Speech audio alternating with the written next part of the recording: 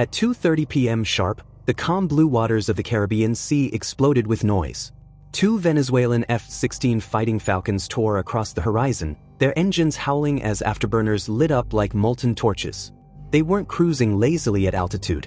No, these jets were screaming in low and dirty, barely a few hundred feet above the rolling waves. The scene was straight out of a Cold War thriller. But the target wasn't a smuggler's boat or an empty training lane.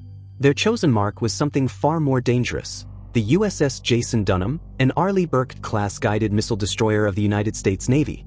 A warship bristling with missiles, sensors, and electronic eyes. On radar, the blips moved fast, closing in. On the bridge of the American ship, every officer knew what was happening. This wasn't an innocent flyby. This was a provocation, deliberate and calculated. A game of chicken played not with muscle cars, but with supersonic jets and billion-dollar steel. The Pentagon would later describe the stunt as reckless. CBS News would report it was the second Venezuelan flyover in just 48 hours. But for the sailors standing watch, none of those labels mattered. All they knew in the moment was that 2 aging fighters were diving straight toward them at blistering speed, their afterburners leaving glowing scars across the Caribbean sky. President Nicolas Maduro wanted to flex. He wanted to remind Washington that Caracas wouldn't be bullied after a U.S. strike sank a suspected cartel-run speedboat just days earlier. But in choosing this show of force, his pilots were about to step into a deadly paradox. Intimidation cuts both ways. And while Venezuela thought it was sending a warning, it was unknowingly handing the U.S. Navy something far more valuable, a treasure trove of intelligence. The F-16s came in hot, banking low enough that their shockwaves sent ripples across the Caribbean surface like invisible fists pounding the water. On the bridge of the Jason Dunham, sailors stood at their stations, eyes glued to scopes, radars, and the horizon itself. Every sailor knew the drill. Standard procedure: stay calm, hold course, and let the destroyer's layered defenses speak louder than emotion. The first move wasn't a missile. It wasn't even a flare. It was a voice. A calm, measured transmission over open frequencies. Unidentified aircraft. You are approaching a United States warship operating in international waters. Maintain safe distance. The American voice cut across the airwaves like steel. No panic. No raised volume. Just steady authority. The Venezuelan pilots ignored it. Instead, one of them pushed his throttle forward. The afterburner ignited, and the jet screamed directly across the bow of the destroyer, leaving a streak of orange flame and thunder in its wake.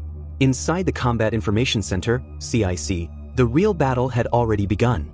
The destroyers and Spy-1 radar, the beating heart of the Aegis combat system, had tagged the jets long before human eyes caught them. Every flicker of data scrolled across glowing screens: altitude, bearing, speed, closure rate. Weapons officers armed the layered defenses. 2 surface-to-air missiles sat ready inside the vertical launch cells. RIM 162 ESSM Sea Sparrows were primed for interception. And as the last resort, the Phalanx CIWS Gatling gun, a whirring wall of 20mm shells, could shred anything that dared to get too close. If the Venezuelan pilots made even the slightest wrong move, locking radar, spooling up missiles, diving too close, the Jason Dunham could end them in seconds. But that wasn't the mission. The captain stood cool, arms folded, watching the tactical displays. His orders were clear: do not escalate unless directly threatened. The real danger wasn't the aircraft themselves. It was the razor-thin margin of error. One miscalculation, one misunderstood move, and the standoff could ignite into a shooting war. From the deck, sailors craned their necks as the second F-16 ripped overhead, so low its shadow danced across the destroyer's missile hatches. To the untrained eye, it looked like Venezuela had just claimed victory in the intimidation game. But the reality? The opposite was happening. Every sweep of the F-16's radars, every burst of radio chatter back to Caracas, every flicker of targeting systems, it was all being soaked up by the Jason Dunham's electronic warfare suite. The Venezuelans thought they were flexing. What they didn't realize was that they had flown straight into an American trap. The USS Jason Dunham wasn't just another destroyer cutting across the Caribbean. She was a floating fortress, wired into one of the most advanced naval networks on Earth. To the Venezuelan pilots roaring overhead, it may have looked like they had the upper hand: supersonic speed, dramatic low passes, the illusion of control. But in the invisible world of electronic warfare, appearances meant nothing. Every flicker of their targeting radars was being catalogued. The AN/SLQ-32 electronic warfare system absorbed their signals, logging waveforms like a fingerprint scanner. Analysts back in Norfolk would later replay the recordings frame by frame, studying the exact modulation patterns of Venezuela's fire control radars. What the pilots thought was intimidation was actually data surrender. Their radios betrayed them too. Each time a pilot keyed his mic to shout back to Caracas, the destroyer captured the transmission, frequency, encryption type, even the lag time between base and cockpit. The closer the jets flew, the more secure they felt, but the more they exposed. Then came the heat signatures. By diving low with afterburners blazing, the F-16s left massive thermal trails in the humid Caribbean air. The Jason Dunham's infrared sensors recorded it all. Throttle settings, stress patterns, engine strain. It was like photographing the veins of a living creature under X-ray. From the Venezuelan perspective, the footage looked heroic. Jets roaring past an American warship, daring the superpower to respond. Maduro's media machine would spin it as defiance, plastering images of the flyover on state TV to rally nationalist pride. But from the Pentagon's perspective, it was Christmas morning. In one reckless stunt, Venezuela had handed over the keys to its Air Force. The Navy now had hard data on the performance, radar fingerprints, and comms discipline of the very aircraft Caracas would rely on in a real conflict. That's why the Jason Dunham didn't flinch. She didn't need to. The destroyer wasn't just standing firm, it was winning without firing a shot. The question almost writes itself. Why was the US Navy even in Venezuelan waters in the first place? Why risk a standoff with Caracas at all? The answer didn't stretch back months or years. It was just days old. On September 2nd, US aircraft tracked and destroyed a high-speed boat in the Caribbean. Washington said the craft belonged to the Tren de Aragua cartel, one of Venezuela's most powerful criminal syndicates. 11 men were killed in the strike. The White House called it a success in the war on narcotics. But in Caracas, the story looked different. President Nicolas Maduro blasted the attack as a violation of sovereignty, a direct strike on Venezuelan soil by another name. He promised retaliation. And just days later, the F-16s thundered across the Caribbean sky. The irony was sharp. Those very jets screaming over the Jason Dunham had once been American gifts. Back in the 1980s, Venezuela had purchased dozens of F-16A fighting Falcons, cutting edge at the time, a symbol of US-Venezuelan cooperation during the Cold War. But 4 decades of sanctions, strained relations, and neglect had turned them into relics. Spare parts were scarce. Avionics were outdated. Maintenance was a constant struggle. Caracas kept them flying, but barely. Still, in Maduro's hands, they became props. Loud, fast, and dramatic, perfect for television. To the domestic audience, they screamed defiance. But against a destroyer like the Jason Dunham, they were closer to airshow stunts than actual threats. Because the contrast couldn't have been clearer. On one side, Cold War fighters clinging to relevance. On the other, a networked fortress tied into satellites, drones, and a nearby US carrier strike group. From the outside, the Venezuelan flyover looked like intimidation. From the inside, it looked like an open book. Every second the F-16s lingered, they revealed more than they concealed. And that's when the real trap snapped shut. From the Venezuelan pilot's perspective, it was a chest-thumping spectacle. 2 Falcons screaming past a US destroyer, banking low enough to rattle the sailors' teeth and scorch the horizon with afterburner fire. They imagined the Americans unsettled, maybe even embarrassed. But in reality, the Jason Dunham's crew didn't blink. Because while the Venezuelans thought they were broadcasting strength, they were actually bleeding secrets. Their fire control radars swept across the destroyer, trying to paint it for targeting. Each pulse was recorded: frequency, waveform, dwell time. By the time the jets peeled off, the US Navy had logged precise radar signatures that would live forever in Pentagon databases. Their radios betrayed them as well. Every burst of chatter back to Coastal Command, every clipped word to Caracas, was intercepted. The Navy's electronic warfare officers could map the comm structure in real time, who was talking, on what frequency, and how secure it really was. Then there was the heat. By blasting low with engines running hot, the F-16s left glowing thermal trails in the Caribbean humidity. The ship's infrared sensors devoured the data: engine efficiency, plume shape, stress markers.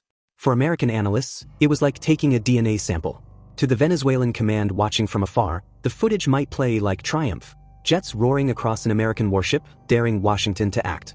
But to US intelligence officers, it was a jackpot. One reckless stunt had delivered a library of Venezuela's best fighter tactics on a silver platter. Their strengths, their weaknesses, their discipline, or lack of it, were now filed away for the next crisis. That's why the Jason Dunham didn't need to fire a missile. She didn't need to swerve, didn't need to react with force. The destroyer wasn't rattled, it was quietly winning a battle most people never saw. And the irony cut like a blade. Venezuela thought it was writing a story of defiance. Instead, it was writing a story of exposure. When the Venezuelan F-16s finally banked away, the Jason Dunham's logbook barely registered the encounter as more than a routine provocation. But in Washington, the stunt was treated very differently. Within hours, the Pentagon issued a sharp statement calling the flyovers reckless and provocative. Privately, U.S. defense officials seethed at the deliberate taunting. This wasn't just a showboating pass, it was a gamble that risked spiraling into live fire in international waters. President Donald Trump made sure Caracas understood the stakes. From the White House press room, his warning was blunt and unmistakable. Any Venezuelan aircraft that endangers our ships will be shot down. It wasn't bluster, it was policy. And Washington backed up the words with muscle. Just days later, 10 F-35 Lightning II stealth fighters touched down in Puerto Rico, a mere 2-hour hop from Venezuelan airspace. This was no coincidence. The message was clear. If Caracas wanted to gamble with supersonic flybys, the United States would answer with fifth-generation ghosts. The F-35s weren't aging relics from the 1980s. They were America's crown jewels, stealth predators designed to slip through radar nets, cripple enemy defenses, and control the skies before a single warning siren even sounded. Their arrival reset the balance instantly. Venezuela's flyby game, once framed as bold defiance, suddenly looked like a schoolyard shove against a heavyweight fighter. And the Jason Dunham? She was never alone. Behind her stretched the weight of an entire U.S. Navy task force. Cruisers, destroyers, amphibious assault ships, and supply vessels, with Marines ready to deploy at a moment's notice. Above the Caribbean, P-8 Poseidon patrol aircraft scanned the waters, while high-altitude drones mapped every signal, every movement. What looked like a single destroyer on the horizon was in fact a node in a vast, layered shield spanning the region. For Caracas, the imbalance was brutal. Their aging F-16s could buzz and harass, maybe rattle sailors' nerves for a moment. But in terms of firepower, reach, and sustainability, they were completely outmatched. And yet, that's the deadly paradox of provocation. One wrong move, one radar lock, one nervous trigger pull, and the noisy theatrics could have spiraled into a Caribbean war zone in seconds. The sailors aboard the Jason Dunham knew it. The Venezuelan pilots must have felt it too, strapped into their cockpits, engines howling, nerves stretched tight. A game of chicken always feels thrilling, until one side decides not to swerve. On Venezuelan state television, the footage was broadcast like a triumph. Jets screaming over an American warship, afterburners blazing, defying the so-called imperialist blockade. For Maduro, it was a perfect propaganda reel, the underdog nation staring down the world's most powerful navy. Crowds in Caracas cheered the grainy clips. Commentators called it a warning to Washington. To the Venezuelan people, weary of sanctions and economic collapse, the roar of the Fighting Falcons looked like a rare moment of national strength. But the illusion collapsed under scrutiny. To U.S. commanders, those F-16s weren't predators, they were relics of another era. Jets delivered in the 1980s now held together with scavenged parts, outdated avionics, and desperate maintenance. Against an Aegis-equipped destroyer, they were little more than noisy distractions. Worse, every second of that victory footage was in fact a record of weakness. The flybys revealed radar emissions, comms discipline, heat signatures, even fuel burn patterns under stress. What Caracas thought was chest-thumping bravado was really a confession, broadcast straight into American databases. The Jason Dunham's electronic warfare officers knew it as the jets passed overhead. Every burst of static, every spike of radar energy, was another vulnerability exposed. Analysts back in Norfolk and Pearl Harbor quietly celebrated. The F-16s weren't scaring the US Navy, they were feeding it. This wasn't a new story. Around the world, adversaries had made the same mistake. A Chinese Z-10 attack helicopter buzzing a US Seahawk in the South China Sea. A Houthi missile streaking toward a Navy patrol in the Red Sea. Each time, the stunt backfired. Instead of intimidation, it became intelligence gold. Caracas thought it had rattled the cage. In truth, it had walked straight into the trap. Because in the silent war of sensors and signals, noise isn't power, noise is death. For the sailors on board the Jason Dunham, the flyover wasn't a Hollywood climax. It was another drill in the logbook, another entry in the long chess game of maritime power. The crew had trained for this exact scenario countless times. Don't overreact, don't flinch, and don't escalate without cause. The destroyer's captain embodied that doctrine. Arms crossed, eyes locked on the tactical display, he issued no rash orders. The missiles stayed cold in their launch cells. The phalanx gun didn't spool up. The ship's course never wavered. Because the Navy's strength isn't just in firepower. It's in discipline. In that tense moment, the difference between war and peace was measured in milliseconds. If a radar lock had been misinterpreted, if a jittery gunner had opened fire, the incident could have spiraled into a full-blown international crisis. Jets falling in flames, headlines screaming war, and both nations locked into a cycle no one could control. The sailors knew it. The Venezuelan pilots probably felt it in their bones as they tore across the bow. A game of chicken always feels thrilling, until you realize the other side isn't swerving. That was the real checkmate. Caracas wanted spectacle. Washington delivered silence. And silence, in the modern battle space, is often deadlier than noise. Because every second the Americans held fire, every moment the destroyer calmly logged emissions instead of missiles, was another victory. Venezuela had turned its most prized fighters into open textbooks. And the US Navy had quietly read every page. Restraint didn't just prevent escalation, it turned the provocation into intelligence gold. In the Caribbean that day, the loudest message wasn't the roar of F-16 engines. It was the quiet confidence of a warship that didn't need to prove itself. By the time the Venezuelan F-16s angled back toward their coastal bases, the Jason Dunham hadn't fired a single shot, hadn't altered course, and hadn't broken formation. To the sailors, it was just another tense afternoon logged in the ship's diary. But to the analysts poring over the data streams in the hours that followed, it was a windfall. Radar fingerprints, thermal profiles, comms patterns, a complete dossier on Venezuela's most capable fighters, captured without combat. That information would be priceless in the event of a future crisis. The kind of intelligence that means the difference between surprise and total dominance. And while Caracas spun the flybys as defiance, Washington quietly flipped the script. Within days, the US had used the provocation as justification to flood the Caribbean with more assets, F-35s in Puerto Rico, additional destroyers, and expanded patrol flights. What started as a Venezuelan show of force had triggered a far greater show of American reach. The imbalance was staggering. Venezuela's Air Force, already battered by decades of sanctions, lacked modern missiles, stealth capability, and logistics for sustained operations. By contrast, the US Navy operated as part of a global machine. Satellites overhead, drones circling unseen, Marines embarked just over the horizon. The provocation had backfired spectacularly. Instead of intimidating Washington, Maduro had advertised weakness. His best fighters had been exposed as outdated and noisy. His defiance had invited a larger US presence to his doorstep. And his attempt at control had slipped into Washington's hands like sand through fingers. The lesson was brutal but clear. In the modern battle space, the loudest move isn't always the strongest. Often, it's the most revealing. From the outside, Venezuela's flyovers looked bold. Jets slicing the sky, roaring over an American destroyer, daring the superpower to blink. But peel back the noise, and it was something very different. An exercise in overconfidence that turned into self-sabotage. The Jason Dunham hadn't been intimidated. She had been patient. And in that patience lay her victory. Because every flare, every afterburner burst, every radar sweep wasn't a threat, it was a confession. The Venezuelan Air Force had handed the US Navy a living playbook of its capabilities, weaknesses, and limits. What Caracas called a victory parade, Washington quietly filed away as intelligence gold. And the lesson couldn't be clearer. In modern warfare, the side that shouts the loudest isn't always the strongest. The side that stays calm, silent, and disciplined often walks away with the real power. We've seen this story before. In the South China Sea, when a Chinese attack helicopter buzzed an American Seahawk. In the Red Sea, when Houthi fighters launched missiles at a Navy patrol. In both cases, the intimidation wasn't intimidation at all, it was exposure. The US walked away stronger, while the other side lost more than they gained. Venezuela's mistake was believing that noise equals power. But against an Aegis destroyer tied into a global naval web, noise only equals vulnerability.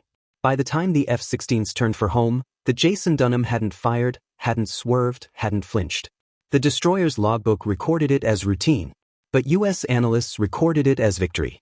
And that's the brutal truth of modern confrontation. Discipline wins, arrogance loses. So here's the question I'll leave you with. Imagine standing on the bridge of that destroyer. Two supersonic fighters dive low across your bow, afterburners blazing, the sky shaking with thunder. What would you have done? Would you fire a warning shot? Or hold steady, trusting your ship's defenses and your crew's discipline? Drop your answer in the comments. I want to see how you'd handle it. And if you enjoyed this breakdown, make sure to hit like, subscribe, and share this with someone who loves military and maritime stories. And if you want to go further, join the fleet. Members get loyalty badges, priority responses, and help us bring more true naval stories to the surface. Just click Join on the channel page and get on board. Because in this game of chicken, Venezuela thought it held the stronger hand. The US Navy proved otherwise.